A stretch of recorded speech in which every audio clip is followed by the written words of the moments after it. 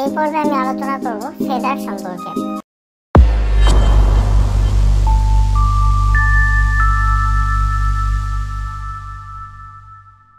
Feather selection টুলগুলোর control বারে পাওয়া যায়। ফেদারে এখন দেখেন 0 পিক্সেল ভ্যালু দেওয়া আছে। তো এই অবস্থায় আমি একটা সিলেকশন করে কালার অ্যাপ্লাই করছি। তো এখানে একটা সিলেকশন করলাম, তারপরে ফরগ্রাউন্ডের কালারটা অ্যাপ্লাই করলাম, দেন কন্ট্রোল ডি দিয়ে ডিসিলেক্ট করে নিলাম। আচ্ছা, এরপরে আমি ফেদারে যে কোনো একটা ভ্যালু দিয়ে দিচ্ছি। ঠিক আছে, মনে করেন আমি 20 পিক্সেল ভ্যালু দিলাম।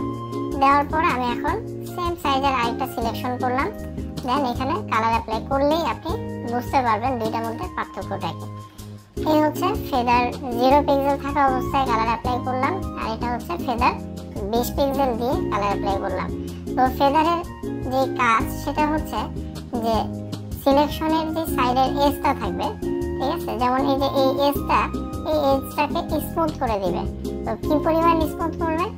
এখানে যে পরিমাণ ভ্যালু দেওয়া থাকবে সেই পরিমাণ স্মুথ করবে।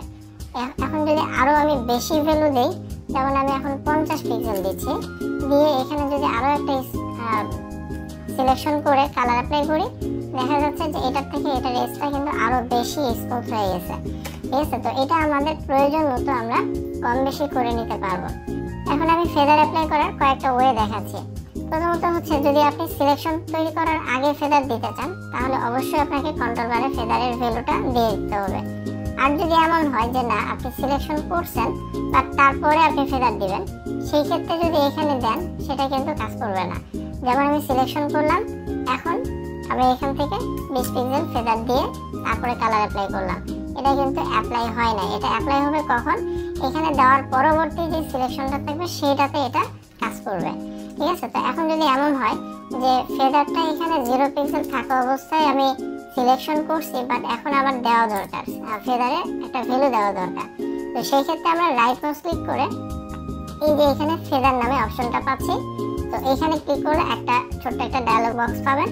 এখানে এসে আপনি যে ভ্যালুটা দিবেন সেই ভ্যালুটা এখানে কাজ করবে। যেমন এখানে আমি 20 পিক্সেল দিয়ে ওকে করলাম, এখন যদি আমি এখানে কালার অ্যাপ্লাই করি সেটা কিন্তু অ্যাপ্লাই হচ্ছে।